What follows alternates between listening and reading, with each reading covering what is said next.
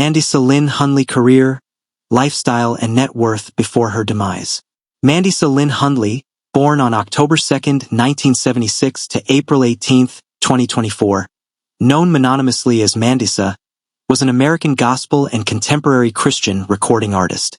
She began her career as a contestant in the 5th season of American Idol, finishing in 9th place. She is the 5th American Idol alumna to have won a Grammy Award for her album Overcomer in the Best Contemporary Christian Music Album category. Mandisa was an American gospel and contemporary Christian recording artist who had a net worth of $1 million. Stay tuned as we embark on her journey to stardom and career achievements. Mandisa early life. Mandisa Hundley was born on October 2, 1976 in Citrus Heights, California, where she was also raised. After graduating from El Camino Fundamental High School, she attended American River College in Sacramento, where she studied vocal jazz. Then she studied at Fisk University in Tennessee and graduated with a Bachelor of Music degree with a concentration in vocal performance. Mandisa personal life. Mandisa resided in the suburban Nashville community of Antioch, Tennessee. Since her appearance on American Idol in 2006, Mandisa had made efforts toward health and weight loss. The title of her second album, Freedom, was inspired by her experience of overcoming an addiction to food. As of March 2009, she had reportedly lost 75 pounds and hoped to lose a total of 100 or more. As of February 2011, she reached her goal of losing 100 pounds. In 2014, after the loss of a close friend to breast cancer, Mandisa gained back much of the weight she had originally lost and experienced depression, anxiety, and thoughts of suicide. This loss of her friend, accompanied by a sense of betrayal by God, led Mandisa to retreat from the public. In May 2017, Mandisa returned to the public eye. Speaking openly about her struggle with depression, she appeared on podcasts and wrote a memoir, Out of the Dark, My Journey Through the Shadows to Find God's Joy. When she released her album Out of the Dark in 2017, it was the first she had recorded in 3 years. Mandisa on American Idol. Mandisa auditioned for the United States talent competition show American Idol in Chicago in 2005. She referred to herself as just Mandisa, and thus was billed simply as Mandisa on the show. She said that her musical influences ran the gamut from Whitney Houston to Def Leppard. Idol judge Simon Cowell made several comments about Mandisa's weight after her successful audition. He quipped, "Do we have a bigger stage this year?" Then when Paula Abdul commented that Mandisa had a Frenchy growl to her voice, Cowell responded that a more apt comparison would be to France itself. The comments and others drew the ire of the National Association to Advance Fat Acceptance, NAFA, and would be one of the reasons Mandisa would entitle her 2007 album True Beauty. When Mandisa presented herself to the judges prior to the final cut down to the season's 24 semifinalists, she told Cowell, "What I want to say to you is that, yes, you hurt me and I cried and it was painful, it really was. But I want you to know that I've forgiven you and that you don't need someone to apologize in order to forgive somebody. I figure that if Jesus could die so that all of my wrongs could be forgiven, I can certainly extend that same grace to you." Cowell apologized to her, immediately saying that he was humbled. On the March 7, 2006 Idol show, she stated in her pre-performance video that she sucked her thumb until she was 24 years old. She performed a rendition of Shaka Khan's I'm Every Woman, which drew praise from all 3 judges.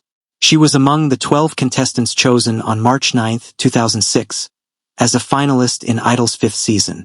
Mandisa was eliminated from American Idol on April 5, 2006, in the top 9, having never previously been in the bottom 3. She was there with Paris Bennett and Elliot Yamin, neither of whom had been in the bottom 3. She, like most of the eliminated contestants, appeared on The Tonight Show with Jay Leno one day later. Music career. On July 27, 2007, after being eliminated from American Idol, Mandisa performed the song I Don't Hurt Anymore on the TV talk show Live with Regis and Kelly. She also joined Gladys Knight and others at the Apollo Theater for the benefit concert Back to Harlem, to raise money for various charities. Mandisa collaborated with TobyMac and Kirk Franklin on TobyMac's album Portable Sounds. Mandisa's first full-length album True Beauty was released on July 31, 2007. The album debuted at #1 on the top Christian albums charts, making it the first time a new female artist has debuted at #1 in the chart's 27-year history. It also debuted at #43 on the Billboard 200, an unusually high debut on that chart for a Christian artist. It also garnered a Best Pop/Contemporary Gospel Album nomination. Showcasing Mandisa's stylistic range was the task set before the 5 sets of producers who lined up to work with her on the album: Sean Shankel, Brown Bannister, Christopher Stevens, Drew Ramsey and Shannon Sanders, and Robert Marvin and Josiah Bell. Mandisa also spent personal time with the album's writers before the songwriting process began, sharing her vision for the project and what she hoped to communicate through the songs. Her first single, Only the World, was released on May 22, 2007. The song had a successful debut on the Billboard Hot Singles Sales chart, which tracks commercial single sales, debuting at #2 and reached #1 the following week. It is also getting major airplay on Christian radio stations. It was written by Matthew West, Sam Mizell and Clint Lagerberg. West also co-wrote 2 other songs on the album. Mandisa's cover of Shackles features a horn section provided by LiveHorns.com with Tommy Vaughn on trumpet, Rodney Mills on trombone, and Shane Fillon on sax. They also appear on Mandisa's performance of The Right Thing on the VeggieTales soundtrack for The Pirates Who Don't Do Anything. On October 14, 2008, Mandisa released a full-length Christmas album, It's Christmas. Freedom was released on March 24, 2009. There had also been reports that Mandisa would be releasing We Are Family, which is a bonus track on Napster, on April 14, 2009. The song was available for a short time on Amazon.com, added to Freedom labeled as Freedom Plus Bonus Track. It also debuted at #83 on the Billboard 200. What If We Were Real was released on April 11, 2011. In March 2011, she began a tour with comedian Anita Renfro promoting the album. The first single off, What If We Were Real, a track titled Stronger, peaked at #1 on the Billboard Christian Songs chart on June 18, 2011. The album has remained on the Billboard Christian Albums for 76 consecutive weeks as of September 2012.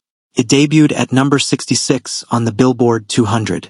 The second single, Waiting for Tomorrow, peaked at #3 on the Billboard Christian Songs chart the week of January 28, 2012. The third single, Good Morning, features fellow contemporary Christian musician Toby Mac, with whom Mandisa collaborated on Lose My Soul.